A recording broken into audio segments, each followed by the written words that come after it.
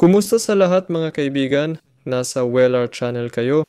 Ngayon, ipapakita ko paano gumawa ng grass sword sa Terraria. Kailangan natin ng tatlong sangkap. Ito ay vine, jungle spores, at stingers. Ang jungle spores, syempre, makukuha natin sa gubat. Ito yung mga bagay na kumikislap. Oo, ito ang spores. Nasa gubat lang sila. Lahat ng ito ay makukuha lang sa gubat. Kailangan natin ng 15, tatlong vine at 12 stinger.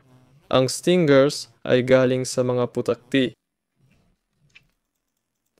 Patayin natin sila para makuha ang stingers. Kailangan natin ng 12 nito. At syempre ang vine. Ang vine ay galing sa mga man-eater. Hahanapin ko at ipapakita sa inyo. Ito ang man-eater. Dito galing ang vine. Patayin natin ito.